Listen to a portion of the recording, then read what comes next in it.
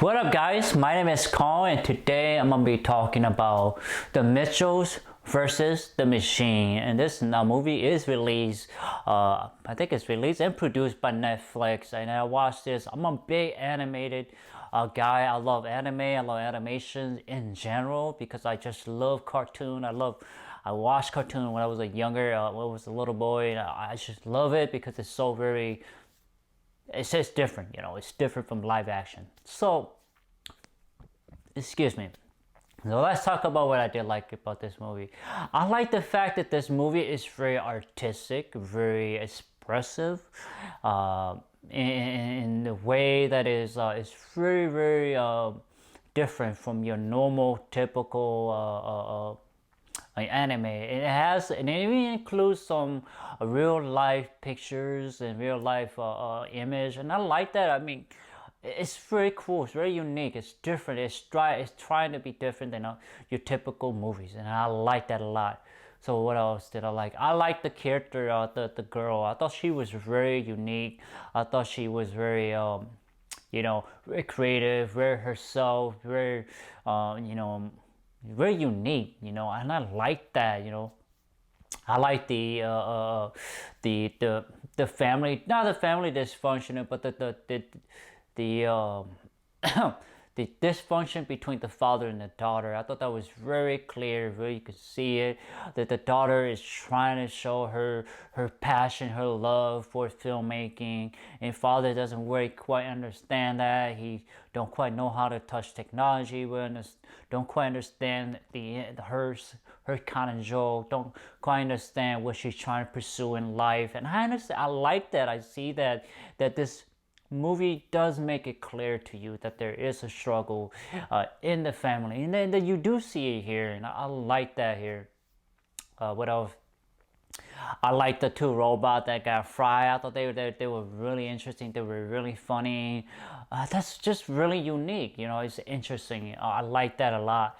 What else? I like the father. I thought the father did a really good job of not knowing what's going on, but yet do know what's going on. He understands, and he's trying to be a good father, try to be a supporting father, and I like that here.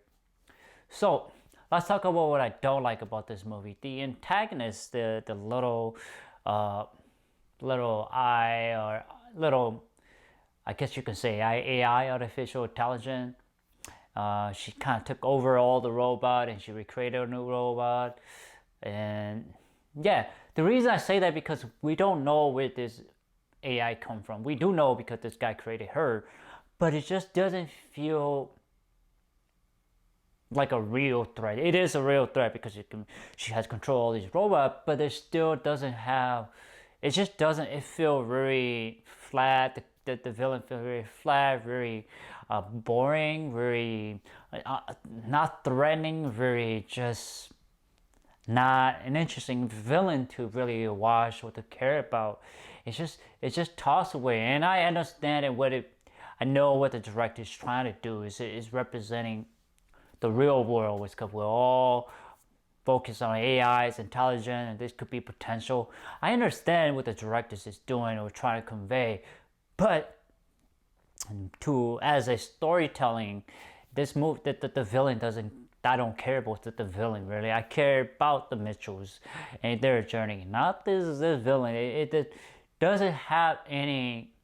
It does have effect on the Mitchells, but it just wasn't well developed antagonist. I wished they would have built it. Just put there just to have an obstacle for the Mitchell to complete. You understand what I'm saying? It's just, it doesn't feel fluid. It doesn't feel smooth. It doesn't feel like it's part of the puzzle. It feels like it was forced on into the story. So that's why I did not really like the robot antagonist aspect, because it feels pushed. You don't get to see the AI until probably like 3/4 in, and you're like, what? I mean, I understand they're building the product, they're building the history and the character for the Mitchells, but they could have done that when they were on the cell phone, and and the iPad and all that. They could have it, but they didn't. So it wasn't well integrated. The villain wasn't well integrated, well introduced. It just didn't feel. It feel like I'm watching another iPad, or maybe that's intentional, an iPad or Apple market. You could say unveiling. So I was just like, what am I watching here? It's just, am I watching a story or what am I watching a marketing? So those are the 2-3 things that I did not really like about this movie. And I understand this movie doesn't quite, this target market or this target audience is not quite for me, because I'm a lot older, you know. And this movie kind of targeted a different audience, and I still enjoy it 3/4 in, but the rest I didn't really care. So it's just the ending. Also, the ending this just doesn't feel like it was good. It felt like it was just like push away. That's how the best way I can feel, like push away, and you can still have an ongoing life for a character, but you have to have a good ending. So all right, guys, what was the rating I give this movie? I give it a 5 out of 10. It's okay at best. I'd say 3/4 is good, but the rest is just, yeah. The villain's not that great. The villain integration, the villain development is not that great. It felt pushed. It felt pushed into the movie as an obstacle for our main characters, for the Mitchells. So that's why I give it a 5 out of 10. I think it's the target for a different audience. So that's why. Anyway, guys, please like, thumbs up, share, subscribe, and browse to my YouTube channels. I have a lot of content for you guys to check out. Please do so.